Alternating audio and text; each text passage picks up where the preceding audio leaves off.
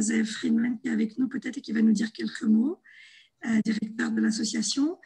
Juste, il faut savoir que l'association Melabev œuvre depuis de nombreuses années pour apporter des soins aux personnes atteintes de la maladie d'Alzheimer et qu'elle a développé une méthode très spécifique pour venir en aide auprès de ces personnes et auprès des familles. Donc, elle a aussi des centres de jour et la particularité de l'association, c'est qu'elle offre effectivement un service en anglais, en hébreu et aussi en français. C'est la raison pour laquelle elle a souhaité organiser ces 3 conférences à destination du public francophone. ECUJ aussi a collaboré à l'organisation de cette 3e conférence et on remercie l'association, l'espace culturel et universitaire juif d'Europe qui est situé à Paris. Ça, c'était pour un petit rappel pour rappeler un petit peu les organisateurs et les initiateurs de cette belle série de conférences données par Tamar Semel. Ceux qui me connaissent, qui m'ont vu les conférences précédentes, je m'appelle Sabine Thibon. J'introduis juste la conférence.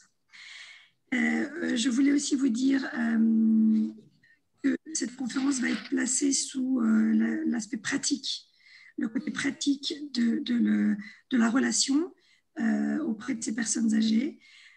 Tamar nous a exposé les grands principes d'une bonne relation, elle va y revenir très rapidement, sur l'empathie, sur les émotions, valider les émotions. Là, cette soirée est plus destinée à traiter des cas pratiques, à traiter des cas spécifiques que vous auriez pour lesquels vous auriez besoin d'avoir des réponses. Et juste avant de démarrer, je crois qu'il y a le docteur Zeev Friedman qui est avec nous. Le dire. Doctor, are you with us? Zeev Friedman, I'm not sure he's here. I don't think he's here. No. Okay, no problem. No problem. Okay, you see. No problem. He told me that he will come in for. When he will come, I will give you I let him to talk. S'il vient, je lui donnerai la parole. Il n'y a pas de problème.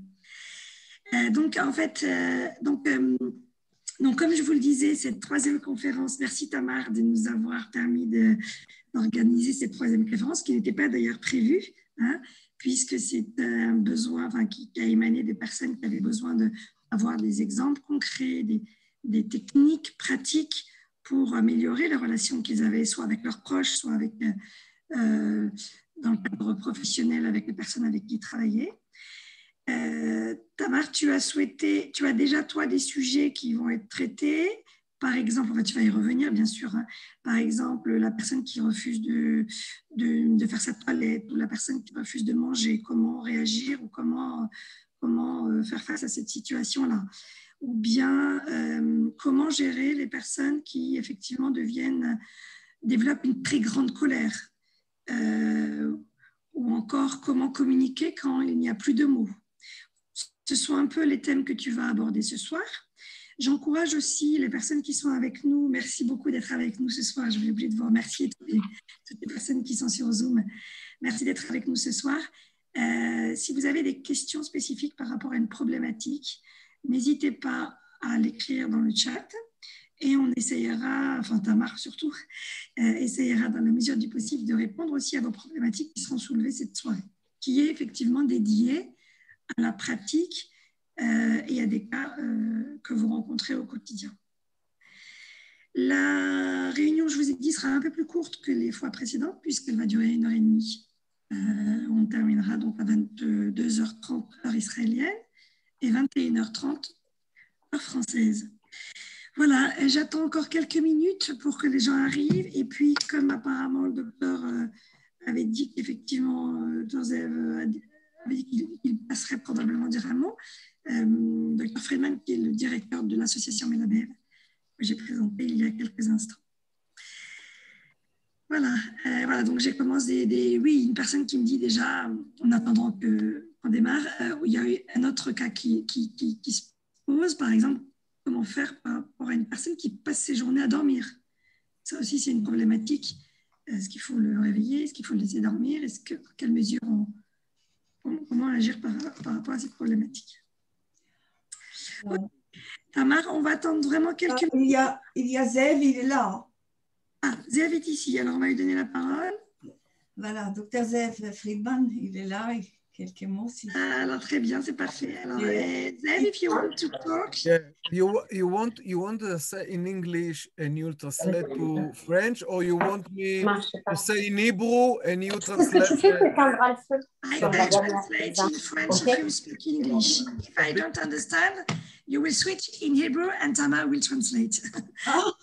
No, I can talk. I can say in English, but what is better for you?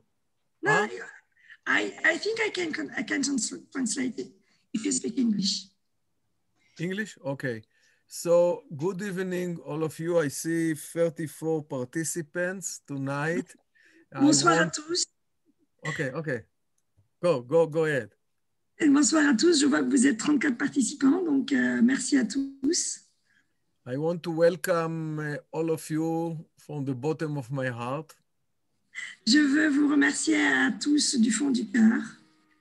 I think this meeting tonight, this encounter is so important. It's so important for you and for your dearest one. Okay. Je pense que ces conférences qu'on a fait sont tellement importantes pour vous et vos proches. I want to thank again from the bottom of my heart to Tamar Semel. Tamar Semel, she is, you know, her last name, Semel. Semel in Hebrew is something unique. It's like there is the Semel of the state of Israel is the menorah. Menorah, you know? Okay, say, and then I'll deliver. Dr. Friedman veut remercier vraiment du fond du cœur Tamar Semel, qui, bien sûr, est accepté de faire ces réunions. Et il explique que le nom de famille de Tamar, c'est Semel. Et Semel, en hébreu, ça veut dire un symbole. Comme, par exemple, la liberté, la statue de la liberté pour les États-Unis, c'est un symbole. Donc, c'est pas par hasard qu'elle s'appelle Semel. Il va continuer. As Tamar, she is an example. She is a model. She is a model. She is a professional, a top professional, and we learn a lot from her. And I want to thank her that she's doing it third time with the French community. So Tamar, thank you so much. Voilà, il veut vraiment remercier Tamar parce que c'est une professionnelle dans le domaine. Elle s'y connaît vraiment, elle connaît vraiment beaucoup de choses et on peut vraiment beaucoup apprendre de ses interventions. Donc, il est très touché qu'elle ait accepté et qu'elle ait souhaité faire ces 3 conférences sous l'égide de Melabev. Et il la remercie vraiment du fond du cœur. אני רוצה להודות לסבין. I want to thank you, Sabine. Il me remercie aussi. Moi, j'ai pas fait grand-chose. Yeah. Okay, you are also wonderful. And avec plaisir. I'm so happy that Tamar engaged us, Melabev, with you. Il est très heureux que Tamar elle ait pensé, enfin, à l'initiative de l'engagement, enfin, qu'elle ait fait avec Melabev, organiser ces 3 conférences avec Melabev et qu'elle ait choisi pour organiser ces 3 conférences. And I want to thank Yossi Barnett. He's there. Yossi, he's the chief, he's the coordinator, he's the coordinator, he's the director of the Melabev to community. All the encounters, all the meetings that we're doing in the Corona time, in the COVID-19, he is in charge. So I want to thank him. Alors, il veut aussi remercier chaleureusement Yossi qui a organisé toute la logistique de cette réunion, de ces 3 réunions, et qui, bien sûr, est aussi le directeur de la communication de Melabev et qui organise toutes les réunions qui se font aujourd'hui sur Zoom à distance par rapport à la situation sanitaire. Et donc, merci beaucoup Yossi pour toute cette orchestration, d'envoyer des mails, de faire des relances, d'envoyer des WhatsApp, de gérer toutes les personnes inscrites et de faire en sorte que tout le monde puisse avoir l'information en temps et en heure. Merci beaucoup Yossi. Voilà. Moi aussi, Tamar aussi, à mon avis, on se joint à Dr. Friedman pour remercier Yossi parce qu'on n'a pas fait jusqu'à présent. Donc, merci beaucoup pour tout. And I want to finish and to and to greet you and to bless you for Pesach, Passover. Oui. Before Passover, and Passover is a symbol of freedom, solidarity, family, and I feel together with you that we are one family, Melabev family, together with you. So I wish you all the best, all the best. Et enfin, je veux terminer en nous bénissant et en nous souhaitant un très très bon Pessah. Pessah, ça veut dire Passover, Pâques, de très bonnes fêtes de Pâques, puisque pour lui, Pâques, c'est le symbole de la liberté, de la solidarité, de la famille. Et donc, il nous considère, il vous considère comme une grande famille, une famille appartenant aussi à l'association Melabev, puisqu'on a tous le même idéal d'améliorer la vie de ces personnes qui sont en difficulté et aussi nous-mêmes, enfin les personnes qui sont touchées, pour mieux vivre avec ces personnes souffrant de maladies apparentées ou de maladies d'Alzheimer. Donc, il vous souhaite de très très bonnes fêtes de Pâques et qu'on soit toujours unis dans cette même cause. Thank you. And Sabine, I understand that you later, you and Tamar, you will tell the participants about Melabev, a little bit about Melabev and the services, the various services of Melabev. Okay, so you will do it later, I understand. Ok. Je répéterai tout à l'heure tout ce que peut faire Melabev pour les personnes habitant en Israël, en tous les cas. Mais je peux aussi le faire maintenant, si vous voulez. Je disais que je peux rappeler en français, j'avais expliqué. Thank you, Dr. Friedman. I propose to explain now the services of Melabev in French. So at the same time, I presented for the first meeting, but I can repeat now. Juste en quelques mots, je vous répète effectivement les services que propose Melabev en Israël, à Jérusalem. Tout d'abord, c'est les centres de jour. Il y a 4 centres de jour avec des activités thérapeutiques spécifiques. L'objectif étant d'aider les personnes accueillies à maintenir des compétences au niveau du langage, du physique et des relations sociales, le plus longtemps possible. Comme je vous ai dit, il y a 4 langues, hébreu, anglais, français et même russe. Je ne vous avais pas dit qu'il y avait russe. Melabev, c'est aussi un service à domicile qui peut fournir des services thérapeutiques et un soutien psychosocial aux personnes âgées vivant à domicile, grâce à des thérapies professionnelles hebdomadaires, des visites de bénévoles ou même des interventions pour des conseils personnalisés. Le 3e service, c'est le service de soins infirmiers qui fournit des soins personnels à domicile aux personnes qui en ont besoin, que ce soit temporaire, continu ou à temps partiel ou tout au long de la journée. Voilà. Après, il y a aussi une autre partie qu'on appelle PMA pour les jeunes qui sont atteints de démence. Voilà, en gros, les 4 départements de Melabev. Si vous avez besoin, ils sont situés à Jérusalem. Ce sont des professionnels et ils auront des solutions pour vous aider. Je crois que j'ai fait le tour. Dr. Friedman, do you want to add something or it's okay? I let Tamar speak. Je donne la parole à Tamar. Yes, I finished. Thank you, Doctor. Okay. Sorry, I apologize. I have to leave. Okay, I want to apologize. Merci beaucoup. On vous laisse quitter et bonne soirée.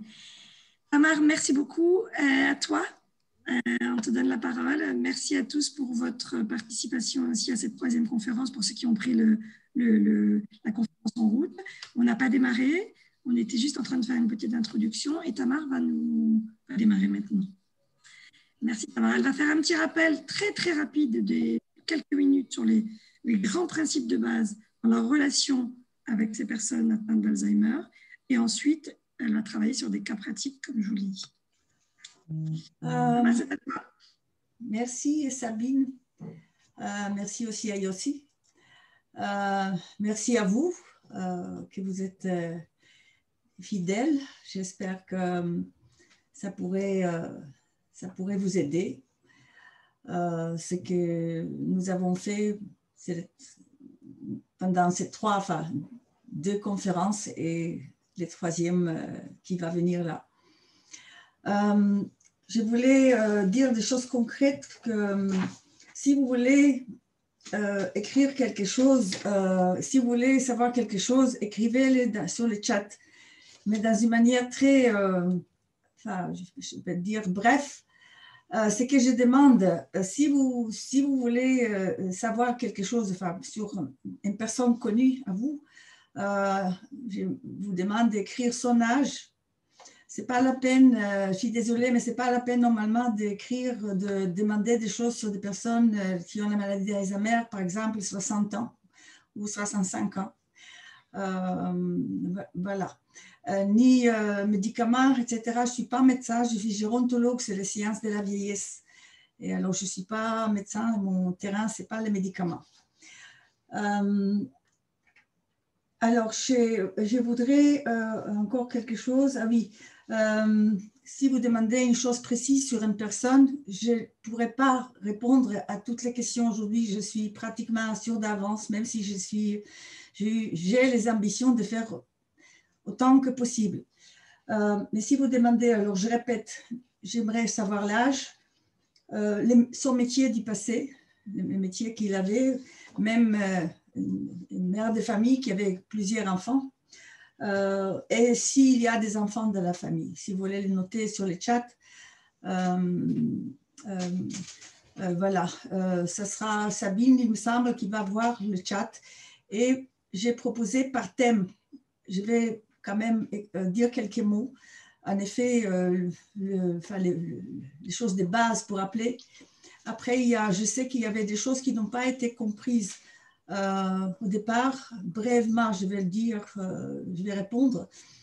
Et puis après, je vous propose par thème, puisque vraiment, ça se passera très, très vite. Par exemple, comme Sabine, déjà, elle a noté, elle vous a dit, la colère, par exemple, le thème colère, refuse de toilette, refuse de manger. Les phrases comme il faut que je parte, hein, il faut que j'aille à la maison. Or, la personne est à la maison. Par exemple, je donne des exemples, où ma mère m'attend dehors, ou mes enfants, il faut que je cherche mes enfants à l'école. Ça sera par thème. Les thèmes qui aura de plus de questions, je vais essayer de répondre. Voilà. Alors, pour vous dire, ça c'est pour me protéger, si on peut dire. Je ne suis pas magicienne. Il n'y a pas une baguette magique. En effet, c'est du travail. J'ai reçu aussi des mails, ceux qui m'ont écrit, je vous remercie. Je vois un monsieur, je ne vais pas dire son nom, que j'étais hier au téléphone avec lui, je pense 30 minutes, parce que je savais que ça sera trop long pour aujourd'hui. Et j'espère que ça va vous aider, monsieur. D'accord, je suis contente de savoir ça. Voilà, et si je n'ai pas réussi, peut-être vous pouvez me contacter après. Et normalement, je préfère le téléphone, l'écriture. Pour moi, ce n'est pas des choses que je l'aime le plus. En plus, en français, ce n'est pas évident. Bon, alors, je voudrais dire quelques mots. Ce qu'on m'a dit, hein, on m'a fait savoir. Il y en a des personnes qui n'ont pas compris qu'est-ce que ça veut dire quand je dis « prenez bien soin de vous ». Peut-être pour certaines personnes, c'est évident, mais apparemment pas pour tout le monde. Alors, quand je dis « prenez soin de vous », ce qu'on appelle cette maladie, ça peut être très long. Pour certains, c'est déjà long. Et vous devez prendre bien soin de vous. Ça veut dire que ce qu'on appelle, il faut pouvoir lâcher prise. C'est vrai que la personne de la maison, c'est difficile. Personne ne peut faire mieux que vous. Mais quand même, il faut profiter de tout ce que vous pouvez faire pour sortir de la maison, pour laisser d'autres personnes s'occuper. Comme ça, vous pouvez tenir long terme. Il faut que vous faisiez plaisir même. sortir autant que vous pouvez. Parce que si vous vous concentrez que sur la personne à la maison, ça ne sera pas bien, ça peut passer pas bien pour vous. Ça peut arriver, ça arrive souvent malheureusement que les soignants de la famille,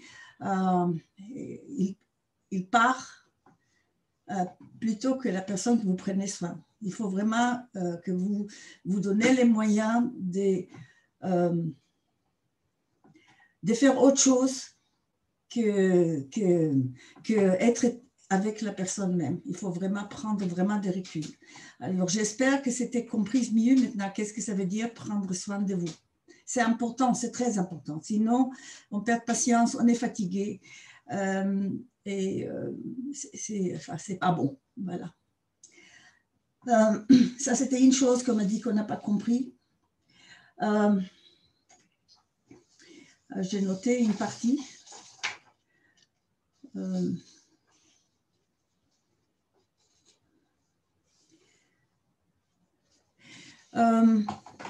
Alors, il y a aussi une personne qui m'a écrit concernant son père. Et je vais dire l'essentiel. Il me semble que c'est la dernière fois, peut-être ces 2 conférences que je parlais beaucoup de la mort. Les souhaits, les personnes qui expriment « je vais mourir » de toutes les formes. Alors, il y a une personne qui m'a posé une question, qui m'a demandé, je répète la phrase qu'elle m'a dit, il me semble, je vais crever, je vais crever.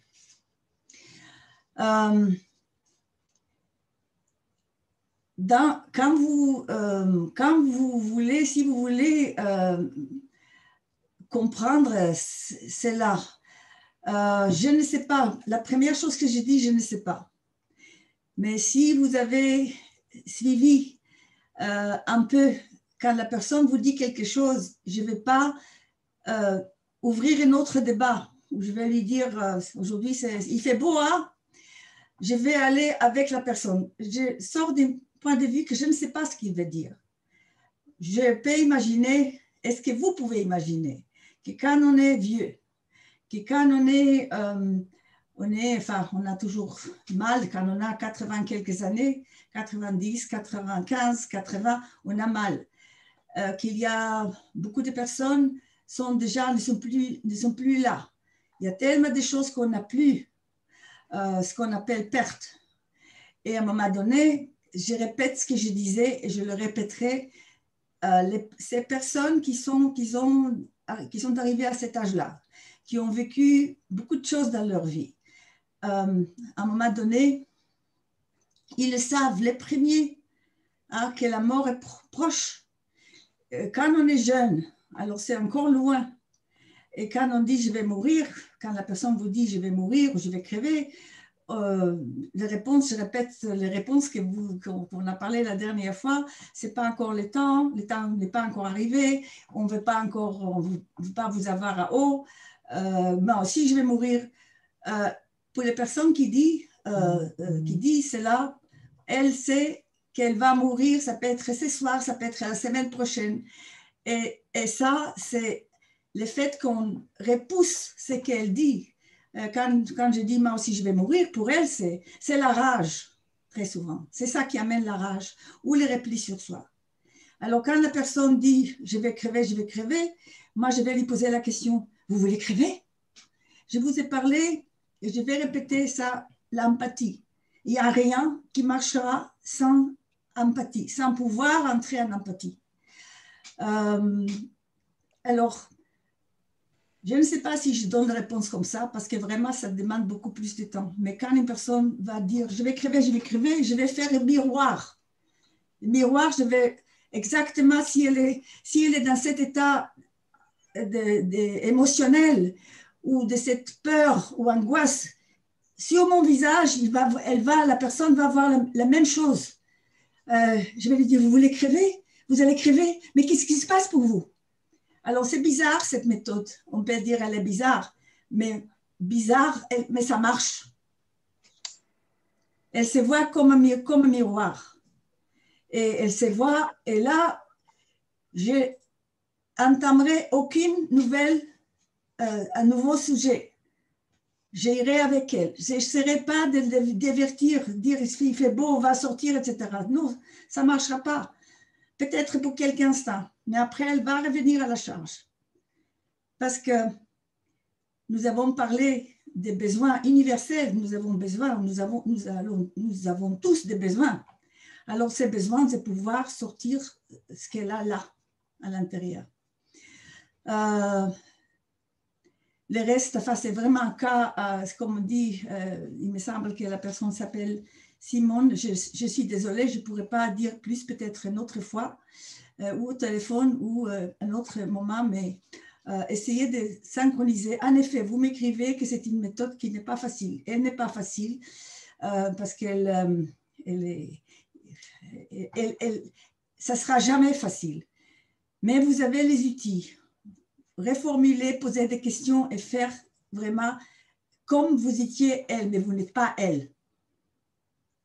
Et avant qu'on entre dans les propos de la personne, il faut que vous puissiez même pour quelques instants vous centrer. Ça veut dire respirer quelques respirations et dire à vous-même, sinon c'est difficile d'entrer en empathie. Je vais répéter ce que c'est l'empathie. Pour vous dire, moi c'est moi et elle c'est elle. Ça c'est mon truc. Vous pouvez avoir votre truc à vous. Mais pensez à vous. Vous êtes unique. Votre mère ou votre père, il est unique. Mais vous ne pouvez pas vivre sa vie. D'abord, il a déjà vécu sa vie. Vous ne pouvez pas les corriger. C'est déjà fait. La seule chose que vous pouvez faire, c'est vraiment l'écoute. Alors, je ne vais pas sortir avec cette question de sujet, mais quand même, je dirais un besoin, quand la personne a besoin de quelque chose. Regardez-vous, quand vous avez besoin d'aller aux toilettes, vous avez besoin de boire. Il faut avoir ça absolument. Ça, c'est un besoin qu'il faut assouvir, on dit, il me semble en français. Il faut le remplir.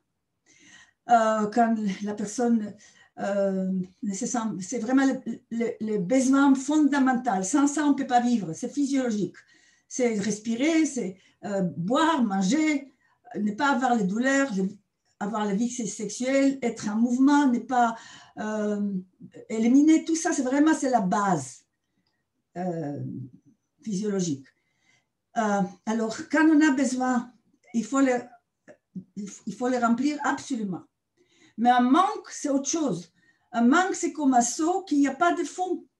Tout ce que vous mettez dedans, ça va sortir. Tout ce que vous mettez dedans, ça va sortir. La seule chose qu'on peut, c'est vraiment écouter. Alors, la seule chose aussi que vous pouvez le faire, que vous avez dans votre masse, c'est le temps que vous mettez dedans. Vous décidez, j'ai 2 minutes de temps. Vous écoutez. Et vous pouvez dire, il faut dire à la personne, c'est important ce que vous dites là. Papa, c'est très important ce que tu dis. Comment je peux vous aider? Est-ce que je peux t'aider, papa? Ou maman? Est-ce que tu permets? Qu'est-ce qu'on peut faire ensemble pour que tu te sens un peu mieux?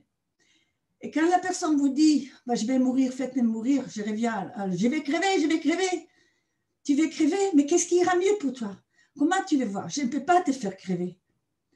La seule chose que je peux peut-être, quand le temps arrivera, peut-être j'essaierai d'être à côté de toi.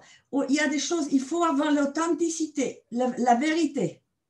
Cette méthode qui s'appelle validation, je vais répéter quelques mots. La chose qui m'a tellement séduit et que je me suis dit, là je reste, c'est on ne ment pas. On peut le conturer. Quand la personne dit quelque chose, je peux lui dire, qu'est-ce qui vous arrive?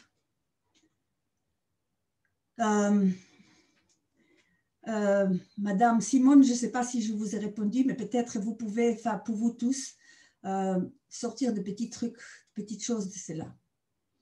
Alors, excuse-moi. Oui. Apparemment, des personnes... Sabine, excusez-moi un instant, je voudrais répéter qu'est-ce que c'est l'empathie. Oui. Alors, je te propose, par exemple, dans une demi-heure, de te dire ce que j'ai dans le chat, par exemple. D'accord, ok. Même avant une demi-heure, je pense. D'accord. Si je n'entre pas dans mes histoires, enfin que je raconte vraiment, c'est la meilleure compréhension quand on raconte une histoire. J'invite les participants à poser des questions maintenant, puisque dans un quart d'heure, 20 minutes, je vais les transmettre à Tamar. J'en ai déjà deux. Donc, alors, je voulais rappeler en effet qu'est-ce que c'est validation. Validation, en fait, c'est valider, c'est reconnaître. C'est reconnaître ce que la personne exprime là, ses émotions. C'est vrai, pour elle. Elle vit ça. Là, ce sont des choses qu'elle n'a pas pu exprimer dans le passé. Si c'est ceux qui ont participé à la deuxième conférence, si vous vous souvenez, tout ce que nous n'avons pas exprimé, nous avons le jardin secret. Et tout ce que nous n'avons pas exprimé, à un moment donné, quand cette censure ou cette masque tombe de notre visage, tout sort, ça part. Il faut mieux le sortir, l'exprimer aujourd'hui. Mais la personne, elle exprime des choses qu'elle n'a pas pu exprimer toute sa vie. Et souvent, on ne comprend pas. C'est vrai, je ne comprends pas tout non plus. Mais souvent, par des questions, j'arrive parfois à comprendre. Et ça fait vraiment du bien. Avec les questions, tout court, je répète les mots. Quand la personne dit quelque chose, je lui dis, elle me dit quelque chose que je ne comprends pas, même si ce n'est pas un mot, je le répète. Avec les mêmes visages, les mêmes expressions d'émotion sur mon visage. Je ne joue pas un rôle là. Vraiment, je ne joue pas théâtre, mais vraiment, je suis vraie avec la personne pour quelques minutes. Et je peux décider moi-même quand j'arrête.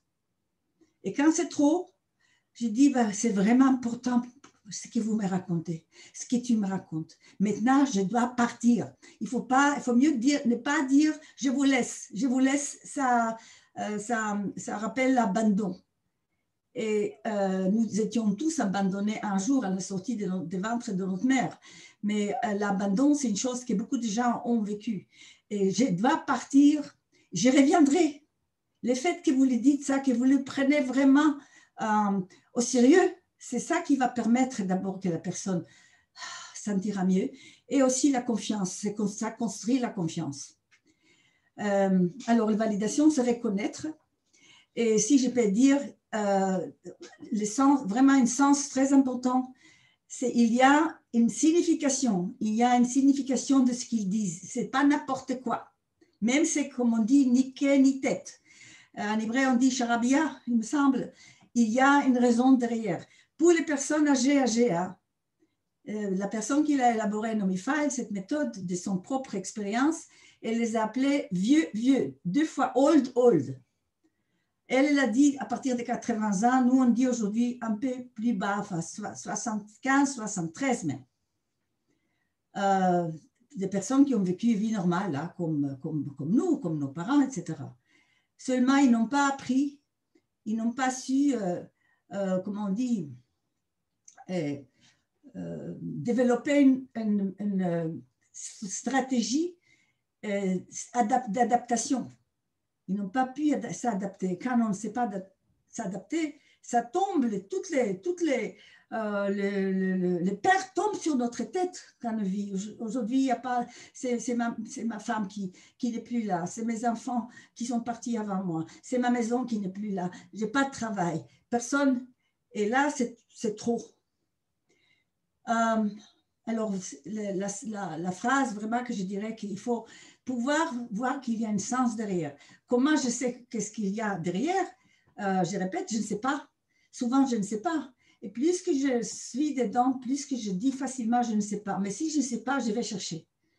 En général, je cherche ou avec les familles et avec beaucoup avec les soignants dans les maisons de retraite, hôpital, on cherche de son histoire de vie.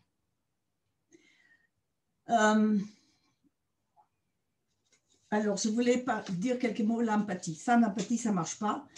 L'empathie, c'est la possibilité d'une personne, on ne peut pas faire à la place, être à la place de l'autre, ce n'est pas possible. Ni comprendre. Comprendre, c'est ici. Valider, c'est les émotions. On valide les émotions, pas les comportements. Je ne dis pas à la personne, insulte-moi ou bats-moi.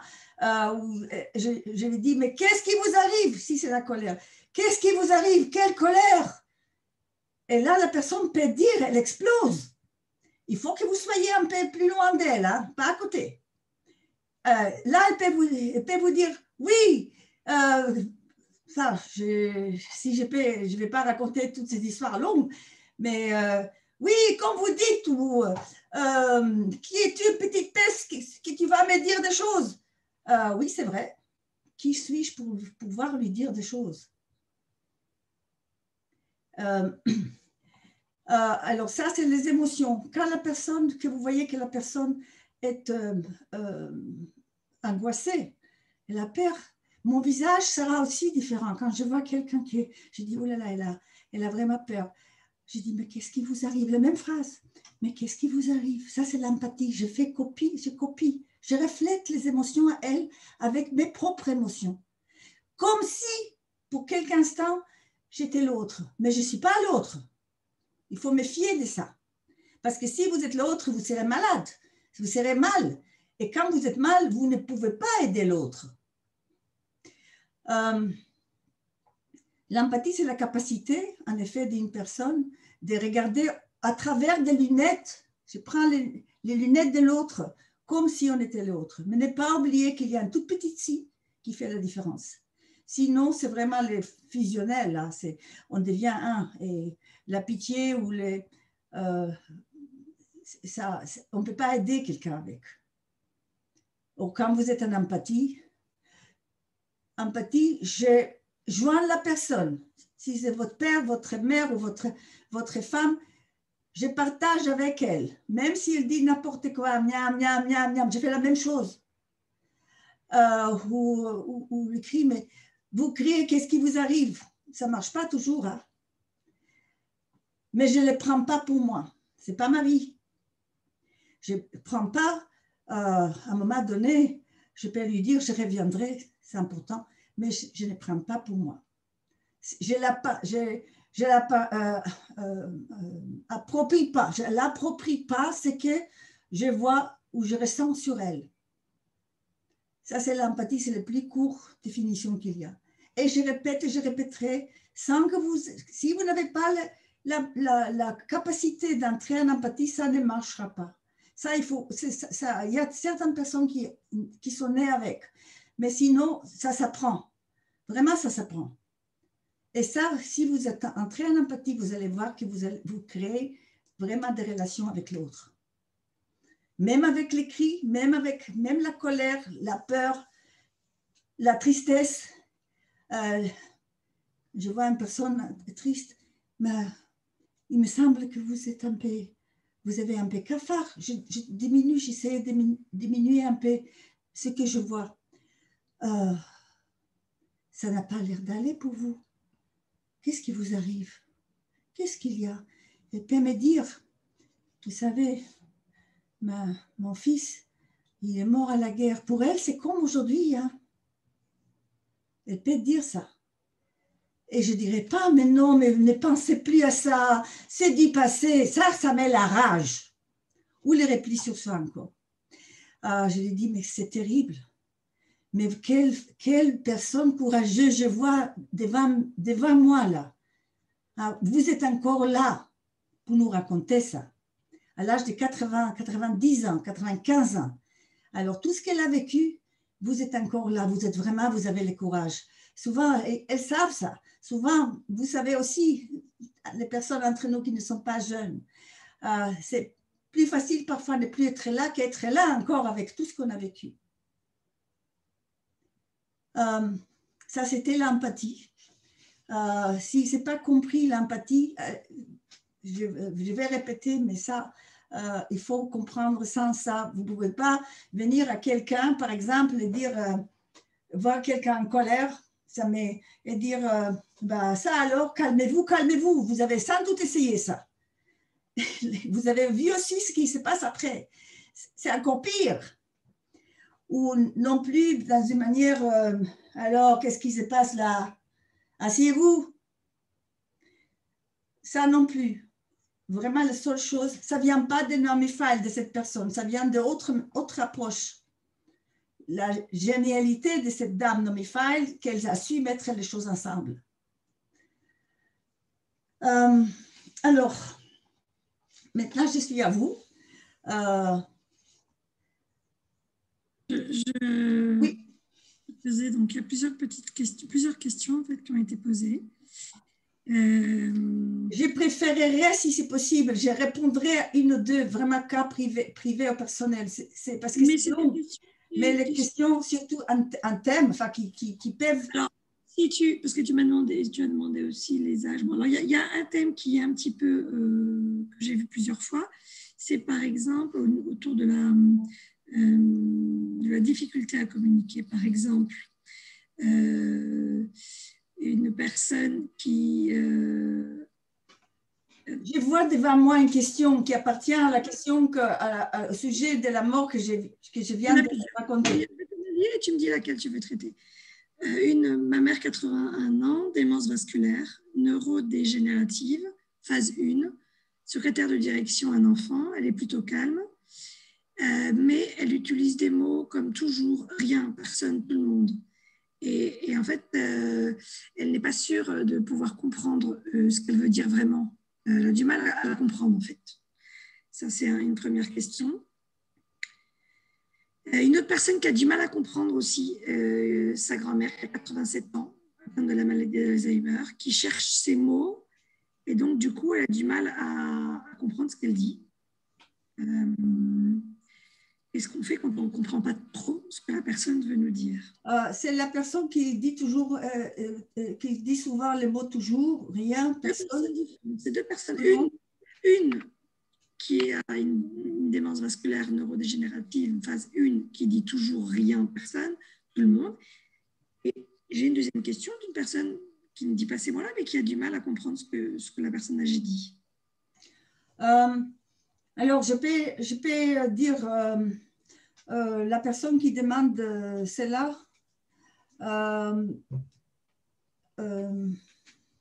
La démence vasculaire, en fait, c'est que Naomi Feil dit qu'après 80 ans, en fait, on peut valider, enfin, appliquer cette méthode à tout le monde.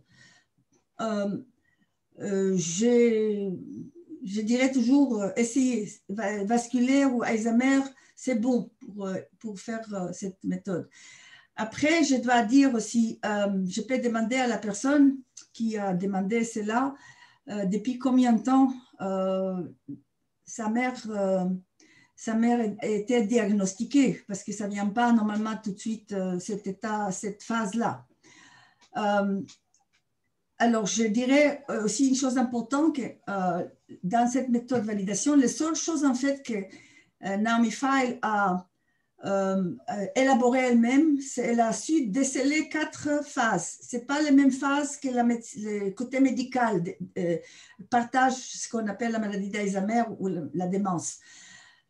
Alors, j'aimerais savoir, enfin, je comprends que ce sont des mots qui se répètent tout le temps. Et est-ce qu'elle parle, je dois demander, est-ce qu'elle parle plus que ça? Elle est diagnostiquée depuis 10 ans, d'accord? Avec une grosse descente depuis 5 ans. Alors, ce n'est pas ça que je dis. La question que tu posais, depuis quand elle est diagnostiquée à Vanina? Ah, attendez. Elle est diagnostiquée. Ma mère a 90 ans, non?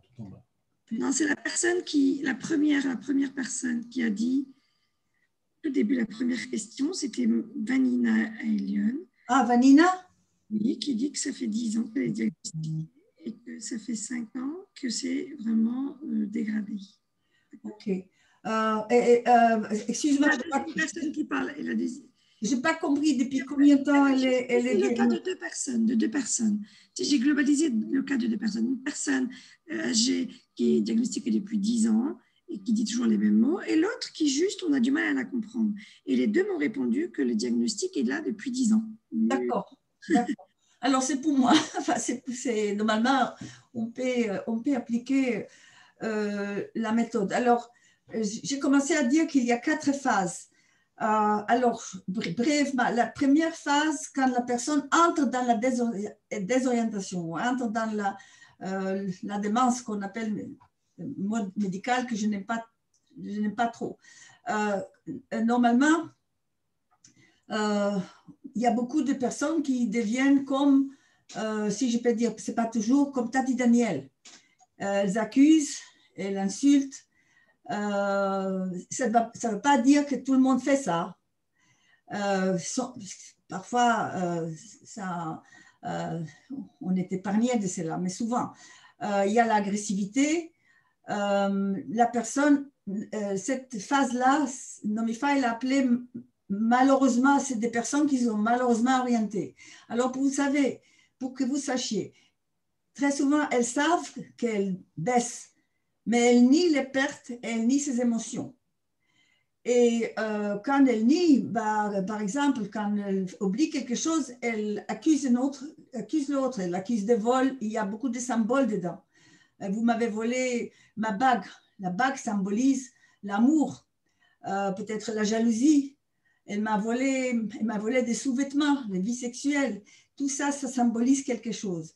Mais ça, c'est la première phase. Cette phase-là, les personnes, normalement, elles parlent bien, elles savent où elles sont, elles connaissent l'entourage, la famille. Il y a seulement certains trucs, certaines choses qui ne sont pas de notre réalité.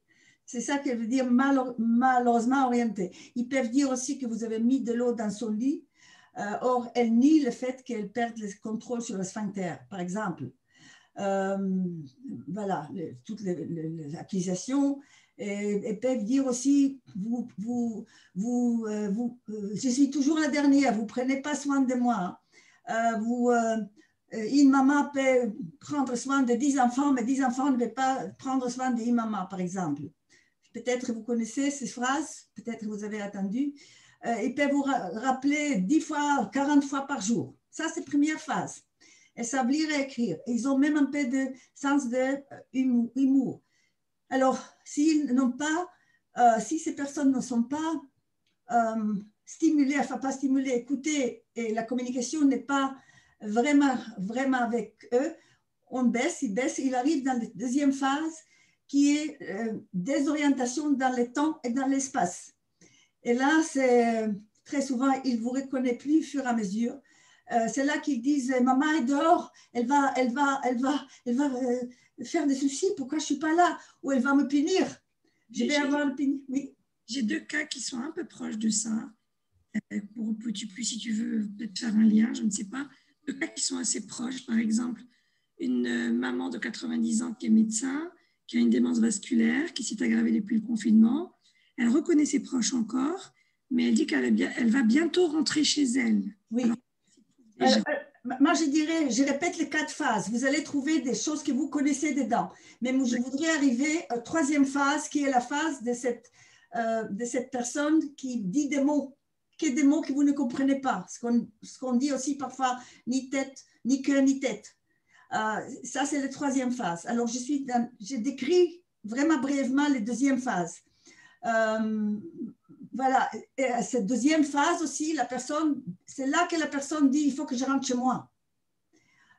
Si je commence avec ça, j'arriverai, il faut me rappeler que je dois répondre à la première question. Mais dans ce cas-là, quand la personne dit, ok, je répondrai, rappelez-moi si je dévie trop. La personne qui dit, je vais rentrer chez moi. Vous savez, rentrer chez moi, ça, je ne sais pas, parce que les familles, je parle beaucoup avec les familles. Les familles me disent, elle est chez elle. Ou elle m'appelle Marie, mais elle m'appelle maman. Or, je suis Marie, sa fille.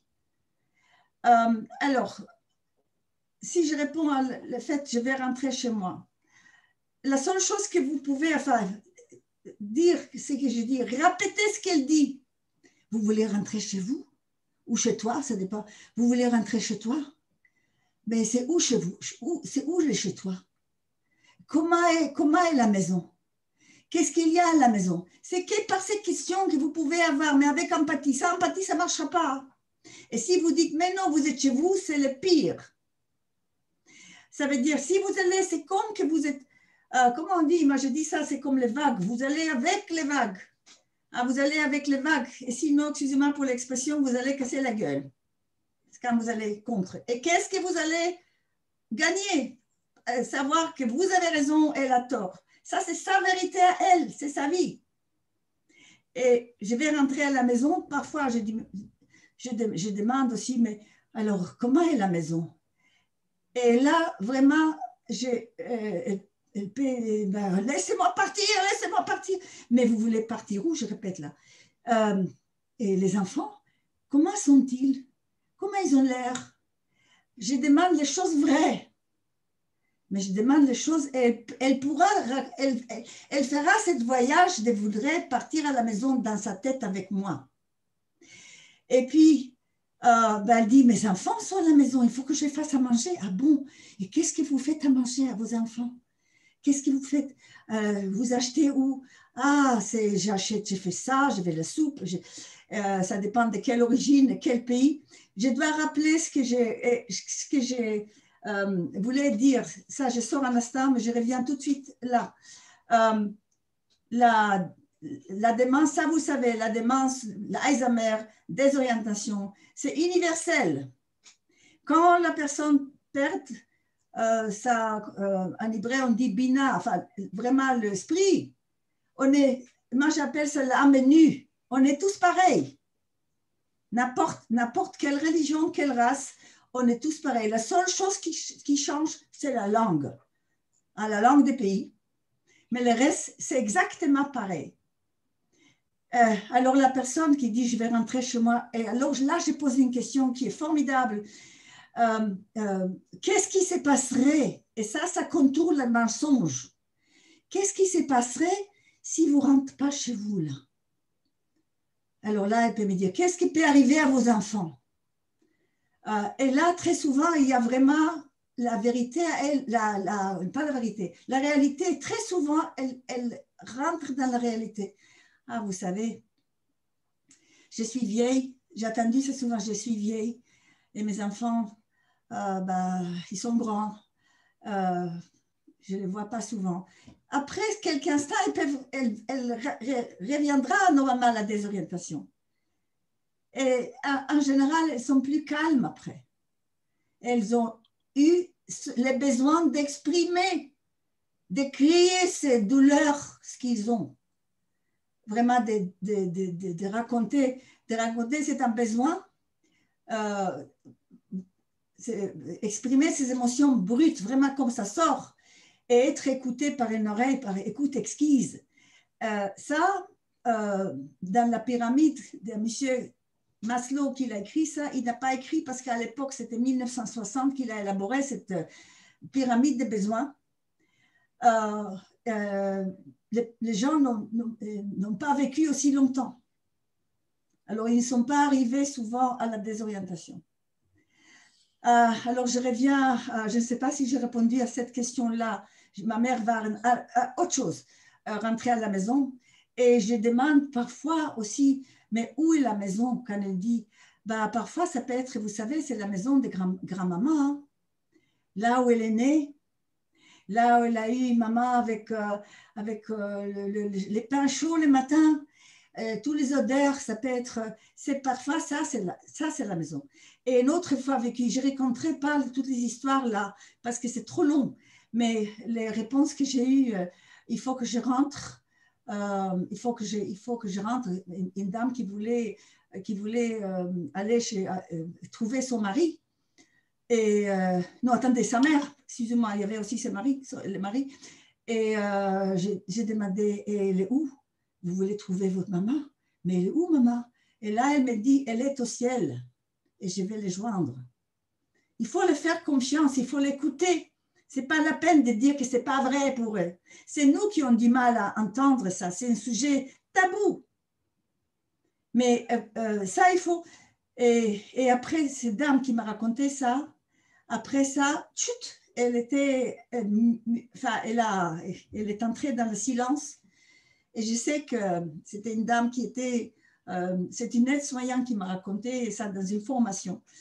Cette dame ne voulait plus sortir du lit. Elle ne voulait plus manger. Alors, elle avait une fille elle était très proche à sa fille. Sa fille est venue dans sa chambre, dans la maison de retraite.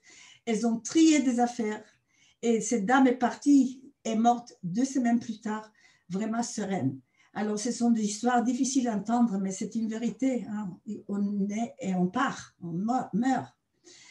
Ça, c'était aussi une des raisons qu'on peut dire, je vais partir chez moi, ou maman m'attend.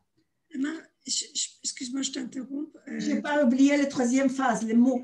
Voilà, c'est ça. On revient sur certaines questions qui disent, bon, alors, finalement, c'est quoi si tu peux revenir sur la 3e phase et la 4e phase, du coup.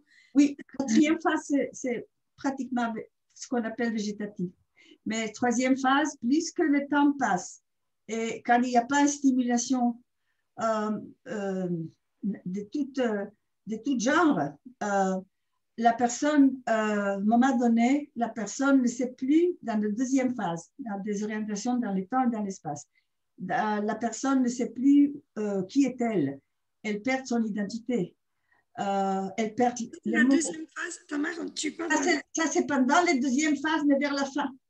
Plus que ça dure, il y a 1re phase, malorientation, c'est malheureusement orienté. 2e phase, c'est désorientation dans le temps, dans l'espace.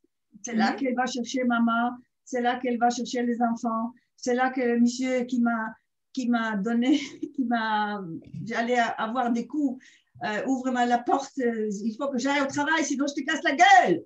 Ça, c'était à Ranana, à Michan, c'est monsieur qui voulait partir. Et d'autres, cette époque-là, ils vivent là maintenant des choses qui sont passées, sont arrivées de leur passé. Même pour ça, il y a une explication, mais je pense que moi, je vous conseille vraiment, suggère de lire le livre de Naomi Feil, Validation, la méthode Feil. Vraiment, et il est très bien traduit en français. Alors, je reviens à la 3e phase, on arrive, la personne commence à perdre les mots. Il y a aussi les syllabes qui se mélangent. Par exemple, j'ai vécu une expérience avec un monsieur qui voulait dire, c'est comme qu'on appuie sur l'accélérateur et il a dit, comme j'appuie sur l'aspirateur. Ça se mélange, à un moment donné, il manque des mots, ça devient un truc et machin, ce truc-là, comment ça s'appelle, ces trucs-là. Et au fur et à mesure, ils perdent les mots et ils passent dans la 3e phase qui est le mouvement répétitif. C'est le mouvement des corps qui remplace la parole. Et là, vous voyez ça, vous voyez, je cherche quelque chose. Par exemple, ou ça. Hein, c'est vraiment, ça c'est un symbole d'appartenance. Ça m'appartient. C'est le mouvement, c'est vraiment plat, tout ce qui est plat. Ah, ça, c'est vraiment, quand vous voyez qu'ils font comme ça ou comme ça, il y a une, si vous voulez, alors je reviens sur la 3e phase, là où la dame dit les mots. Cette phase-là, asseyez-vous en face et faites pareil. Pareil, je ne sais pas ce qu'ils font. C'est vraiment, je ne sais pas ce qu'ils font, mais je sais, quand j'ai fait pareil, je pense que j'ai raconté ça en français, je me souviens très souvent plus ce que j'ai raconté ou pas. Mais quand on l'a fait, je me suis assise devant des femmes et à un moment donné, je compris la même chose. Et j'ai compris qu'elle était secrétaire. Ah oui, on m'a dit après, j'ai dit, qu'est-ce qu'elle était cette dame? J'ai demandé le métier. Elle était secrétaire de direction il y a 50 ans, 60 ans. Être pour une femme, avoir un métier comme ça, c'était pas d'habitude. Hein. Je vous rappelle que les femmes n'étaient pas égales à l'homme à l'époque. Il y avait des métiers qui n'étaient pas faits pour les femmes. Et quand je lui dis, ben waouh, combien de mots par minute, c'est là qu'elle a fait.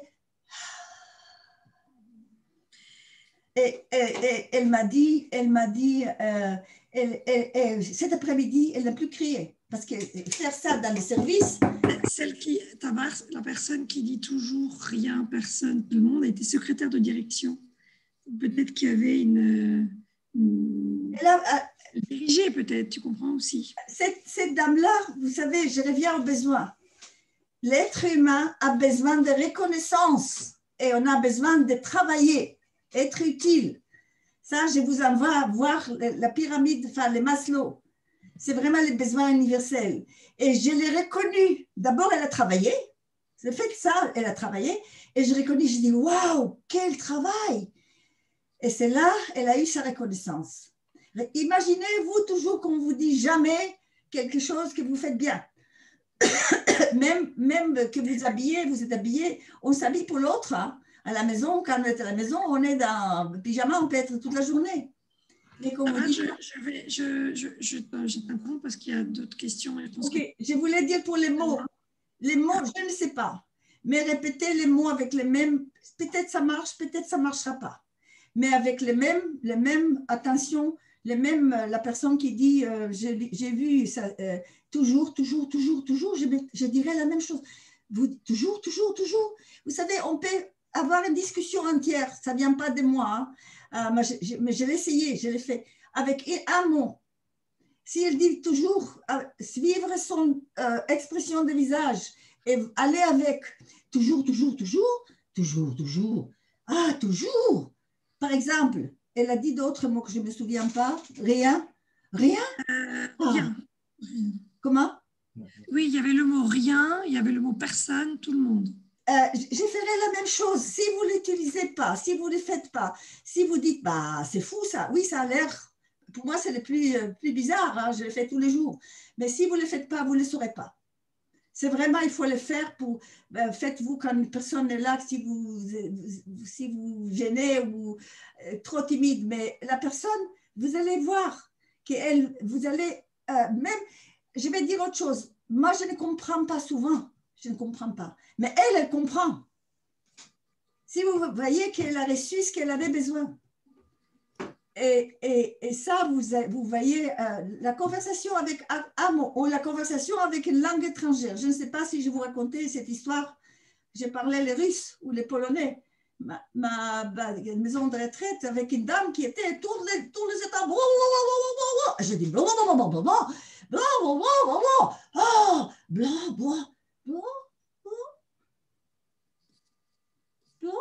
je lui donnais un bras. Elle est venue vers moi. Et là, je lui dis en hébreu, puisque c'était dans le désert quelque part, vous permettez, c'est important ce que vous dites, vous permettez que je revienne vous voir si je suis ici. Je ne dirais pas que je viens si je ne suis pas dans les coins. Si vous permettez, alors elle me dit avec un accent polonais ou russe, je ne sais pas, ben, je suis là, ben, venez, comme vous voulez. Je lui donne la main, ça c'est très important. J'ai oublié, est-ce que je peux prendre votre main de loin? Vous voyez, ça c'est la main de Sylvain. Bonjour madame, bonjour monsieur, comment allez-vous aujourd'hui? Alors il y a les coronas, mais les coronas, vous faites le gel avant et vous faites le gel après.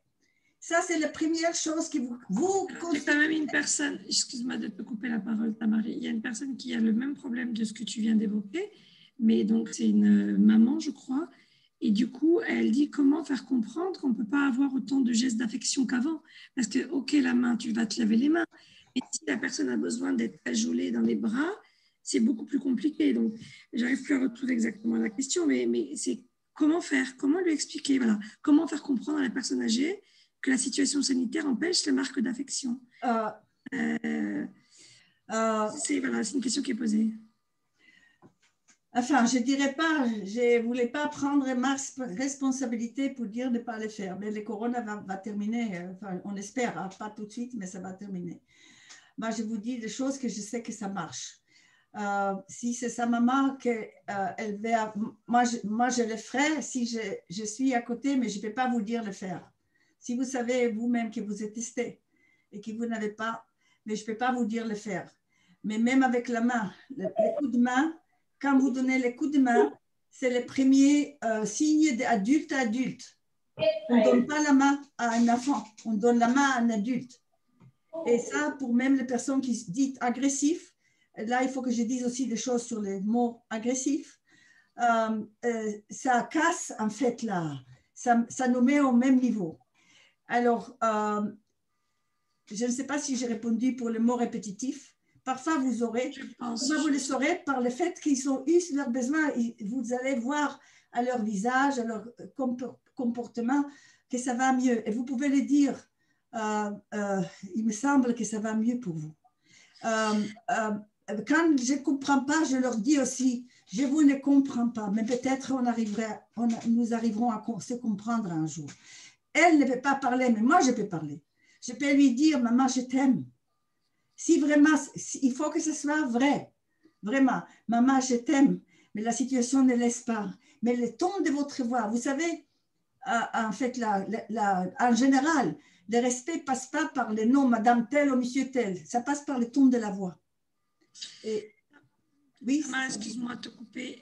J'ai une autre question qui est proche un peu de ce que tu dis, toujours dans le langage, mais je pense que tu vas nous confirmer. Peut-être que c'est une personne qui est en phase 4, du coup. Je ne sais pas, c'est une personne qui a 89 ans. Et donc, la question est que faire quand je rends visite à mon père, 89 ans, qui reste les yeux fermés et n'a plus de conversation. Donc, il était dentiste, il y a 5 enfants.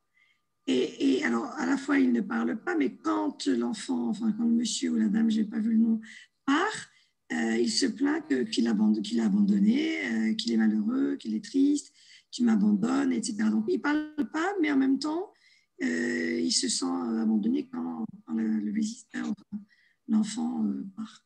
Okay, alors, il est en phase 1. Phase 1? Oui, c'est la phase 1.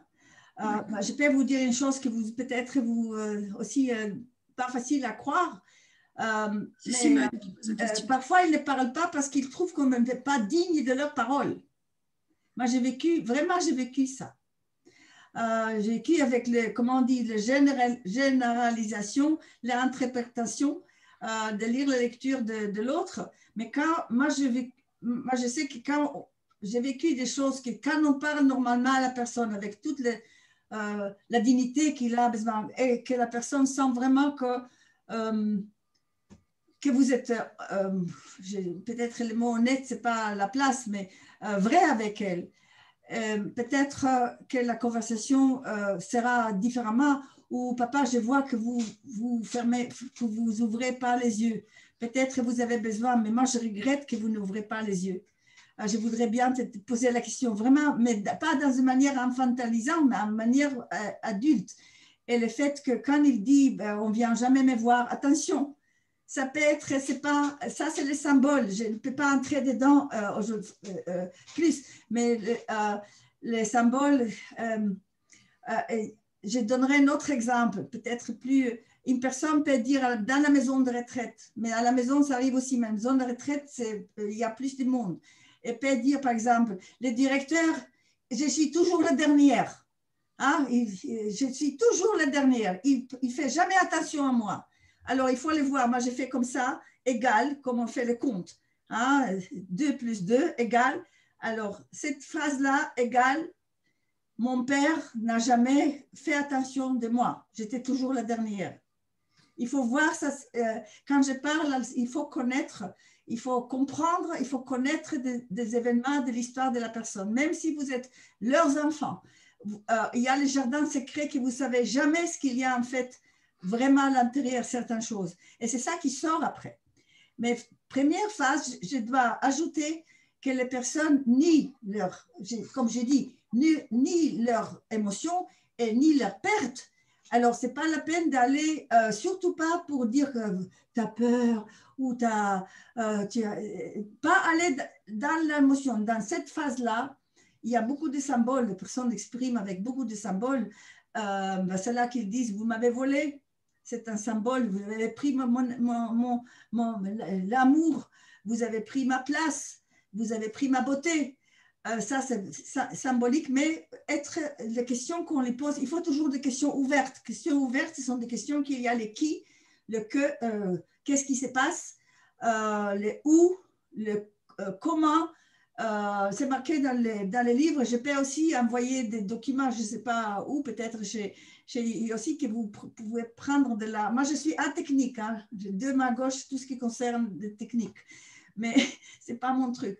Mais où, comment, combien on vous a volé? On vous a volé? Ah bon? Mais qui vous a volé?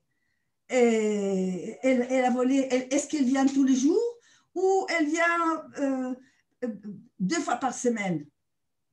c'est cette manière-là, avec des personnes, première phase. Cette manière-là, elle peut dire aussi, bah, est-ce qu'il y a les jours, je demande, est-ce qu'il y a les jours où il ne vient pas, quand la personne se plaint de vol, hein, elle vient de vous voler tous les jours, ou parfois, elle peut dire, par exemple, non, elle vient peut-être quand vous êtes là, elle ne vient pas, mais je ne peux pas savoir les réponses, mais c'est ça en fait, ce sont des techniques. Empathie. Il y a une question comme ça qui me fait penser à ce que tu racontes. Par exemple, quand quelqu'un dit on m'a volé, donc tu rentres un petit peu dans la discussion en lui posant la question et quand il t'a volé, etc. J'ai une question précise d'une personne qui a l'impression, une femme de 87 ans qui vit seule, mère au foyer toute sa vie, et elle est obsédée par l'impression d'avoir 2 appartements identiques. Donc la question que pose notre auditeur, c'est que lui, il dit j'ai beau lui expliquer que c'est une illusion qu'il y a dans son cerveau, apparemment, de ce que je comprends, c'est ce qu'il ne faut pas faire, c'est ça. Et parce qu'il dit, hein, je ne sais plus quoi faire parce qu'elle ne me croit pas. Donc, je cherche plutôt à rentrer et à poser des questions. Poser les questions. Alors, comment elle a l'air l'autre appartement? Qu'est-ce qui ressemble dans l'appartement? Alors, il y a une chose qui est aussi formidable. Moi, c'est vraiment formidable. C'est un autre monde qu'on entre dedans. Qu'est-ce qu'il vous manque le plus dans cet appartement? Mais vraiment la voix baisse. Vous voyez, quand on entraîne, à un moment donné, vous n'y pensez pas. Qu'est-ce qui vous manque le plus dans la maison? Si c'est maman, si la personne de ma maman, je donne des exemples différents. Si la personne demande, par exemple, maman, ah bon, maman, comment est maman? Quelle est la couleur de ses cheveux? Est-ce qu'elle est belle? Est-ce qu'elle était belle? Qu'est-ce qui vous aimait le plus chez maman? Est-ce qu'elle vous manque, votre maman? Ma voix. À mon sens, ma voix, la voix, vous savez, dans la communication, on dit les mots sont pour très peu, 7%. Bah, si je vous donne cet exemple, je suis contente d'être avec vous aujourd'hui. Je suis vraiment contente d'être avec vous aujourd'hui. Les mots sont pareils, hein? C'est les mimiques, les mimiques qui fait les tons de ma voix qui fait la différence. Alors, quand vous êtes avec elle, vraiment, qu'est-ce qui vous manque de plus chez maman? Et là, elle est vraiment dans la réalité. Elle peut pleurer. C'est bon pour la santé de pleurer. Ça sort des tensions. Je vois que vous pleurez. Elle vous manque à tel point. Elle va vous dire merci à la fin. Je voulais dire une autre chose pour l'appartement, pour la maison. En effet, quand elle a ces 2 appartements, dites-moi, maman, comment est cet appartement-là? Et comment est l'autre? L'essentiel pour elle, ça se mélange. C'est peut-être un appartement, c'était dans sa jeunesse ou son enfance, je ne sais pas. Et si je ne pose pas de questions, je ne saurais pas du tout, ça c'est sûr. Et comment était l'autre? Qu'est-ce que vous aimez le plus ici? C'est là-bas. Je répète, qu'est-ce que vous aurez gagné si vous voulez lui dire que vous avez raison et elle a tort? Vous n'aurez rien. Je voulais dire quelque chose pour l'agressivité. Et ça, ce n'est pas de nomify. Moi, j'aimais beaucoup de choses. J'essaie d'apprendre partout. Vous savez, quand on dit elle est agressive, j'imagine que certains d'entre vous, vous avez vécu ça. La période, c'est la première période, que les personnes étaient dans l'agressivité. Alors, je ne dis pas elle était agressive, puisque ça, je mets un tampon là. Elle est toujours agressive et ça sera toujours comme ça. Quand on dit ils sont agressifs, il faut chercher aussi quelle est ma part dedans. Parce qu'on a toujours une part dedans. Ça peut être arrivé hier ou avant-hier ou la nuit, mais nous avons notre part dedans. Aujourd'hui, je me demande aussi qu'est-ce que je n'ai pas bien fait. Est-ce que mes tons de voix n'a pas été bon? Est-ce qu'elle a été triste et moi j'avais un sourire sur les lèvres? Il y a quelque chose que c'est. Si la personne vous dit aussi, je vais mourir, et vous dites, mais non, c'est 50% qui est dedans. C'est moi qui ai fait ça. Si je l'écoute, elle va pleurer, mais elle va dire merci à la fin. Merci pour l'écoute. Tamara, excuse-moi, ça me fait écho à une question qui est posée. Peut-être que c'est un lien, peut-être qu'il n'y a pas de lien. C'est une personne qui dit que sa mère, elle crie tous les soirs à 21h, très, très, très fort. Oui. Est-ce que c'est la même chose de ce que tu dis? Alors, ça, c'est une autre... ça peut être, mais ça, c'est une autre chose. Toujours, quand la personne parle, laisse-lui parler, parle, pose-lui des questions. Vraiment, les questions, j'ai dit, les questions ouvertes, reformulez. Est-ce que c'est marqué? Je ne sais pas les trouver. Ah, d'accord.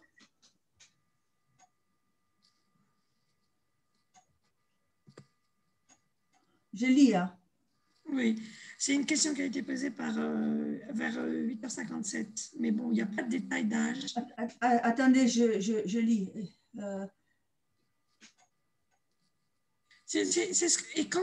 La question est comme ça. Et quand ma mère crie tous les soirs à 21h, à force de prier, elle réveillerait Dieu qui était endormi. J'ai bien compris, excusez-moi. Dieu qui était... Peut-être qu'on a un détail, il y a une nouvelle commentaire qui complète comme ça. Voilà, comment réagir quand la personne crie. Voilà, j'ai une okay. Alors là, c'est vraiment précis à 21h. Oui. Alors, je vais vous amener dans un endroit où je n'ai pas pensé d'y aller puisque c'est long. J'ai fait ça la dernière fois. C'est les étapes de vie. S'il y a des personnes qui étaient ici, peut-être vous pouvez vous souvenir. Les premières étapes de la vie, ça c'est selon un grand chercheur, vraiment, Erik Erikson, qui a élaboré les étapes de notre vie, de la naissance jusqu'à la mort. Alors, je parlerai de première étape de vie. Il a dit aussi, je répète, que si nous passons toute notre vie dans des étapes, et chaque étape, pour passer d'une étape à l'autre, nous passons par une crise. Et pour sortir de cette crise, il faut accomplir une tâche, il faut faire quelque chose. C'est inconscient. Et la première, et si on n'a pas fait ça, ça va nous courir derrière nous jusqu'à ce que cette tâche sera accomplie. Et très souvent, la majorité des fois, ça tombe sur nous quand on est les plus vulnérables, et ça, c'est la période de la vieillesse. Alors, si je reprends cette crise-là à 21h le soir, un enfant, un bébé qui est né, il doit apprendre à faire confiance qu'il est aimé par maman. Maman l'aime, maman va revenir, il est digne d'attention. Et ça, c'est inconscient. Et maman est partie, mais maman va revenir. Je suis digne de cette attention. L'amour, c'est la base de la vie. La confiance, l'amour, c'est la base de la vie. S'il n'a pas pu apprendre ça, pour une raison X ou Y, sans faire de reproches à personne, alors l'enfant va sortir dans la vie.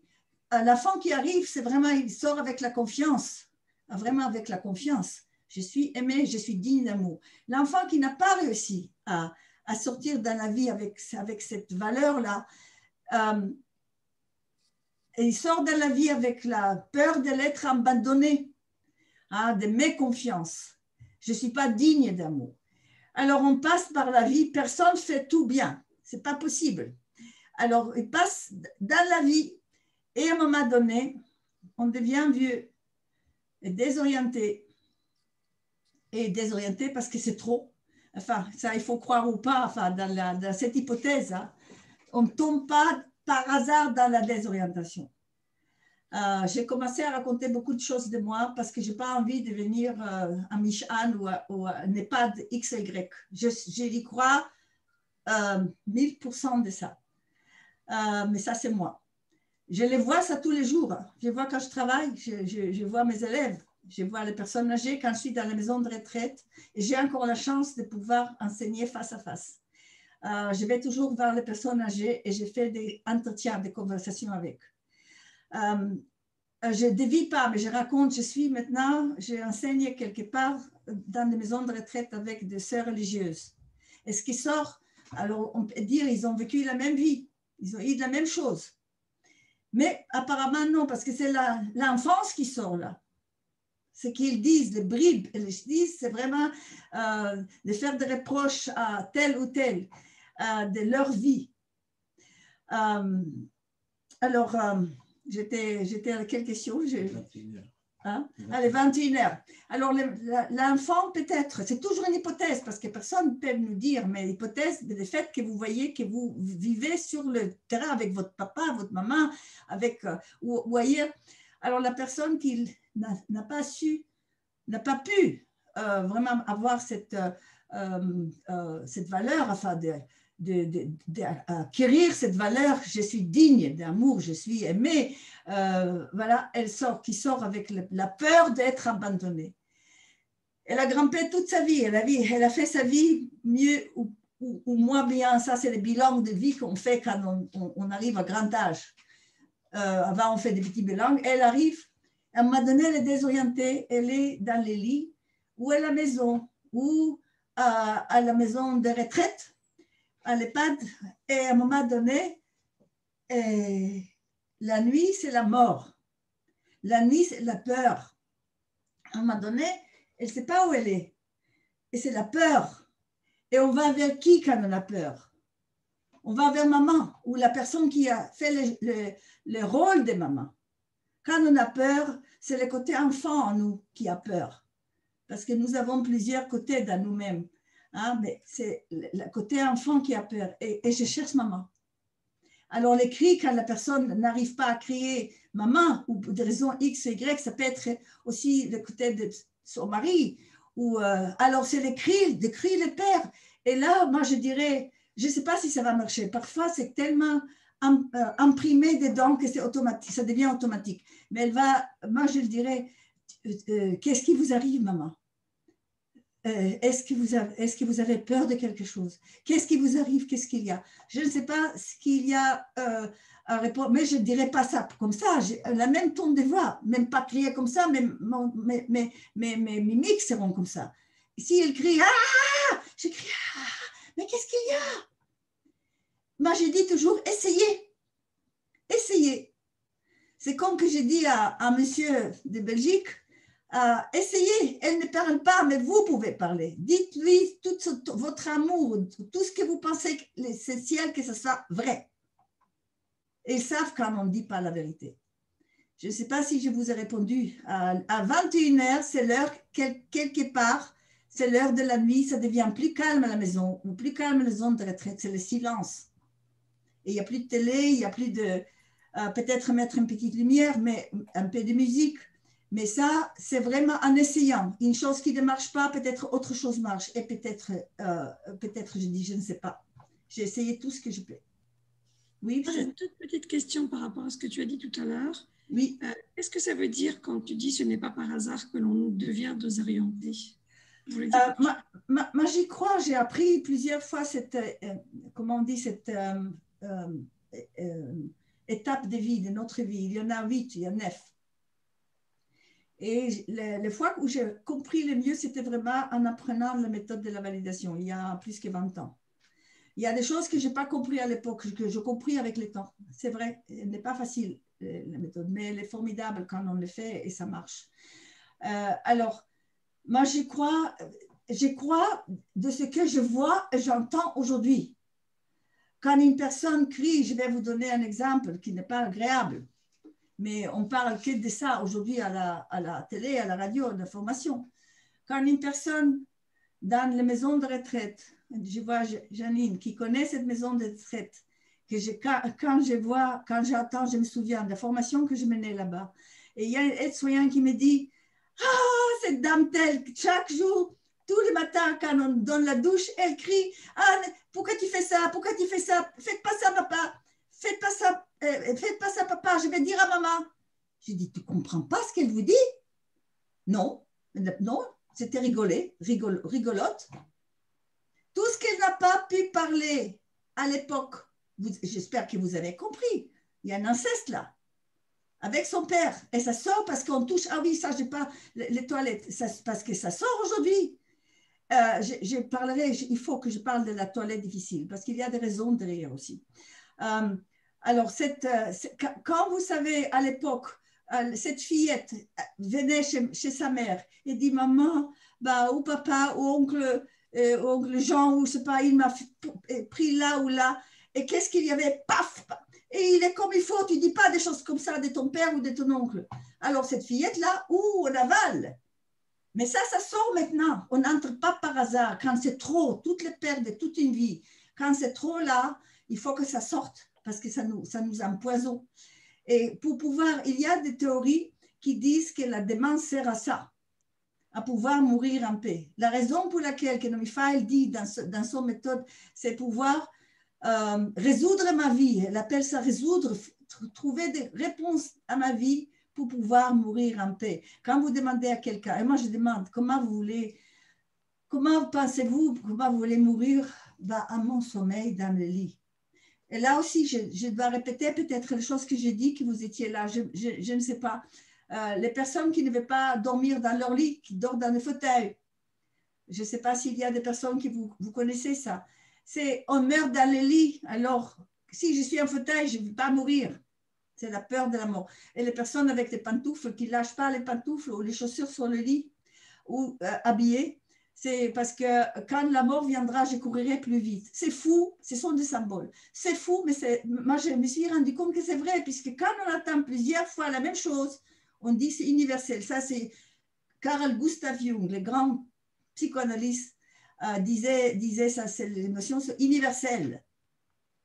Alors, je voulais dire autre chose aussi important.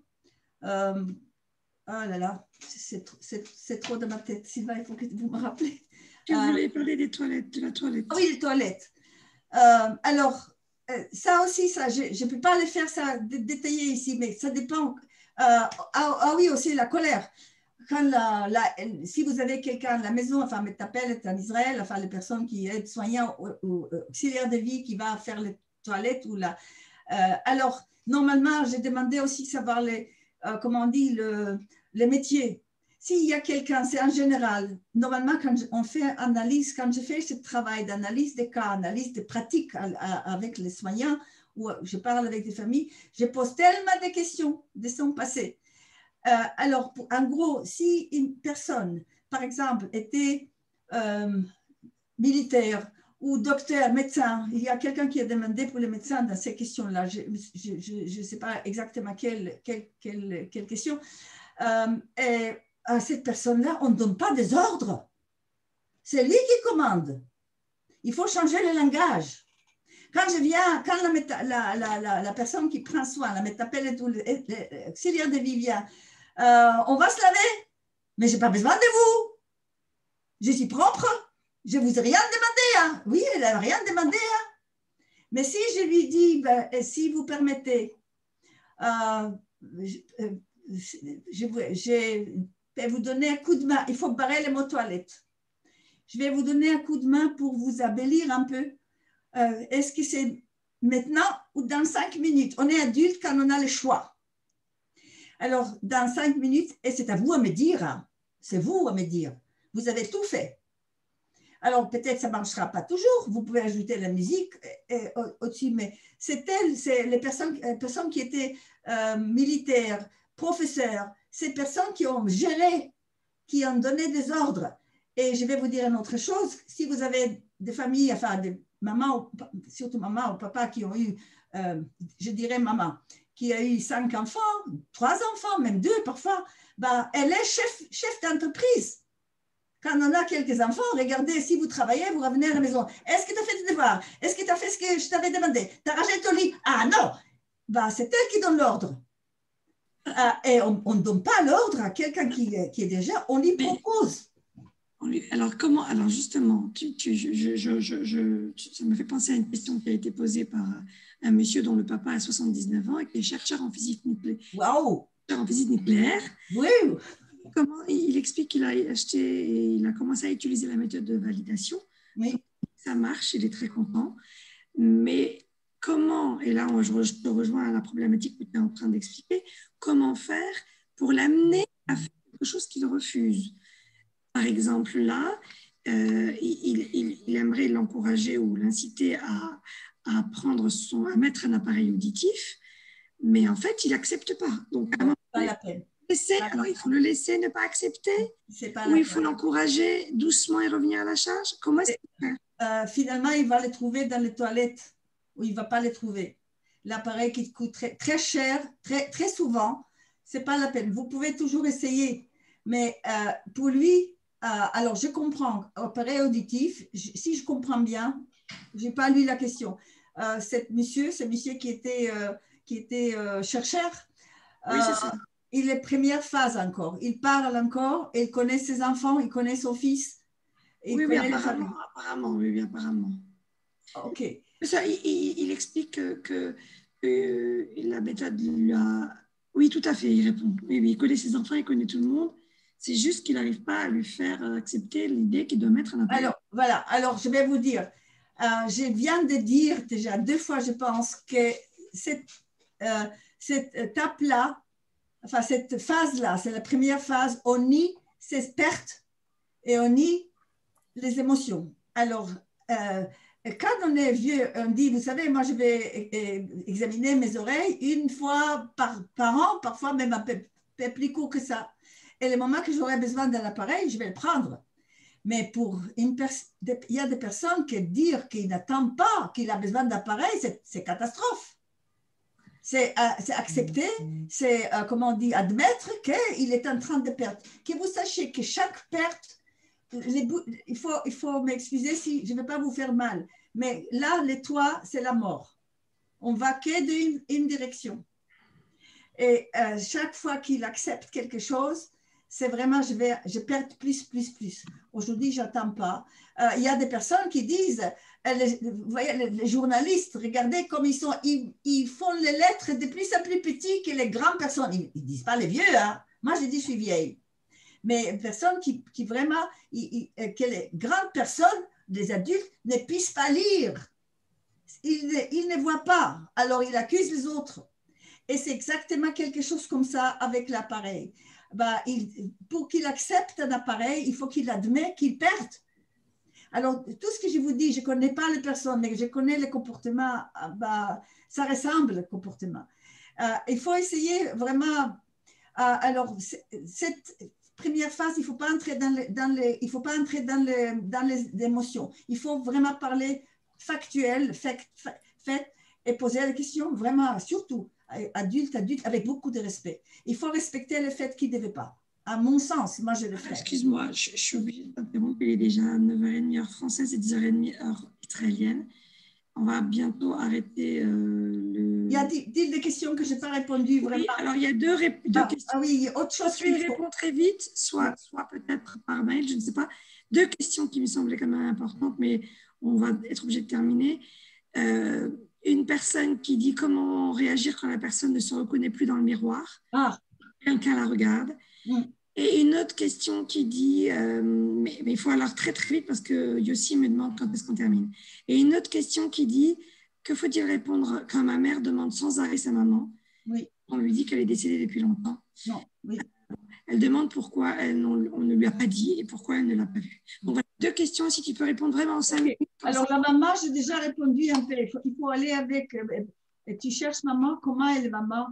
Est-ce qu'il te manque, aller vers la fin avec, est-ce qu'il te manque, elle te manque beaucoup maman? Qu'est-ce qu'il te manque de plus? Etc. Faire cette histoire, le manque, parce que sa maman lui manque, si vous vous souvenez, c'est comme, le manque, c'est comme un seau sans fond. Tout ce que vous mettez dedans, ça va sortir.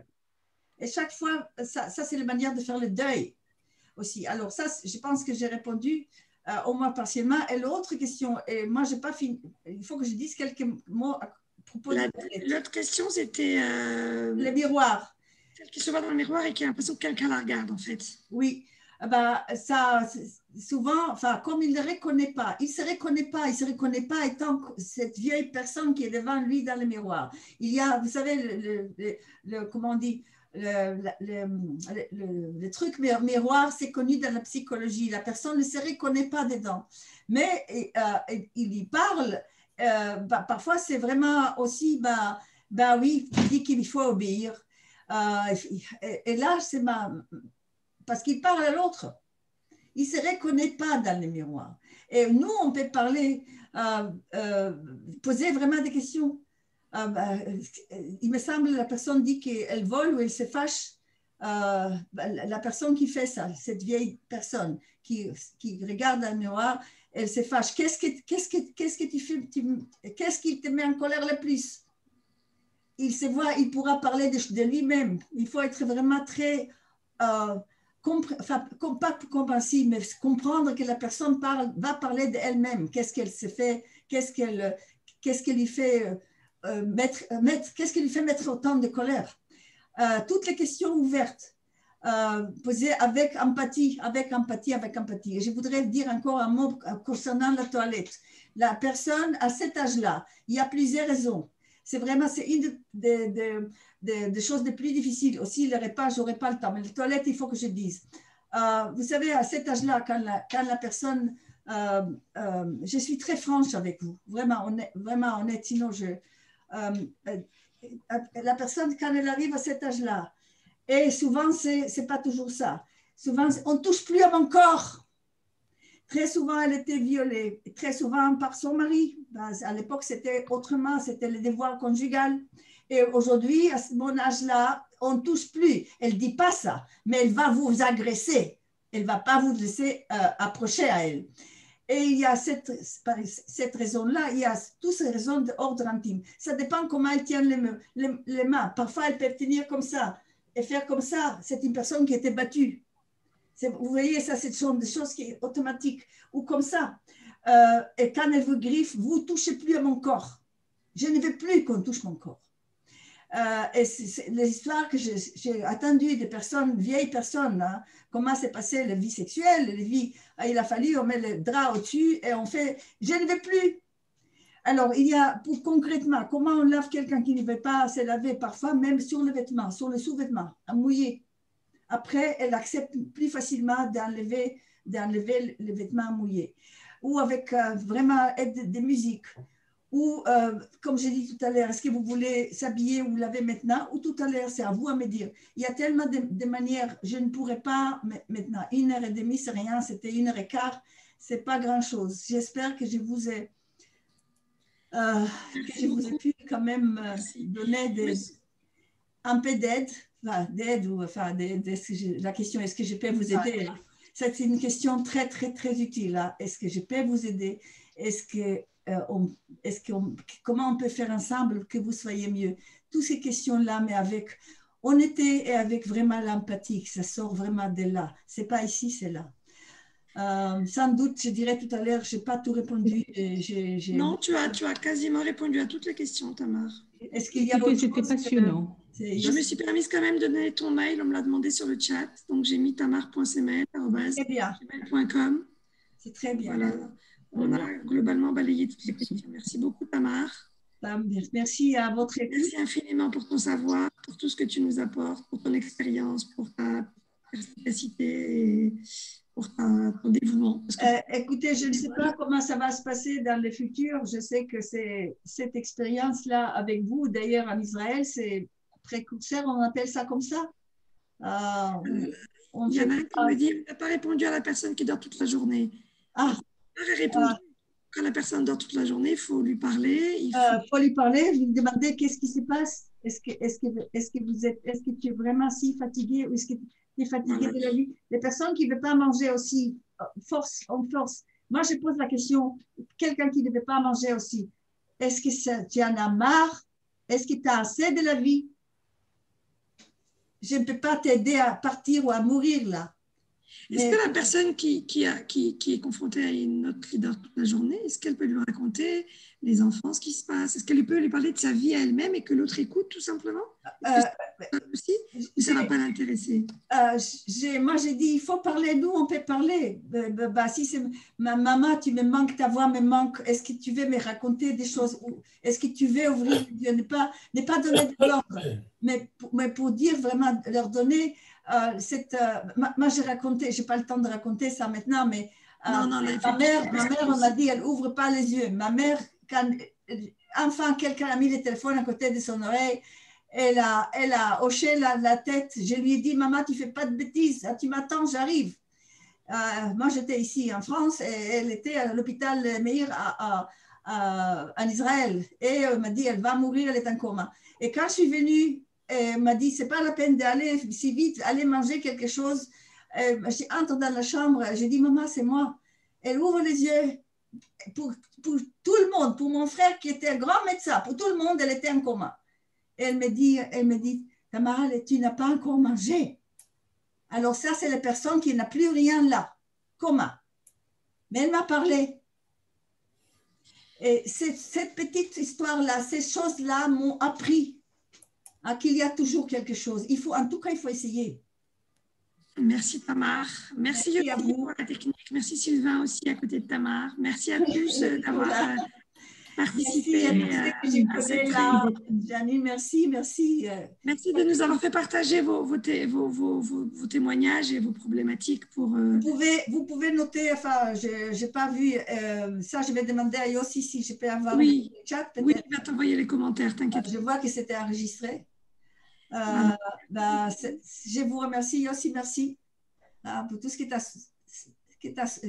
תודה, כל מה שסבלת ממני. תודה רבה יוסי, תודה המון תודה. ולעולם אין לדעת, אולי יום אחד יהיה לזה המשך. Un jour, peut-être que ça va avoir une suite, je ne sais pas. Mais je suis très contente d'avoir dialogué. Enfin, c'était un dialogue. C'est passé très vite. C'est passé très vite, Tamar. C'était passionnant. Merci beaucoup. Merci. Et bonne soirée à tous. Au revoir, Janine. תודה רבה, כל הכבוד. Merci.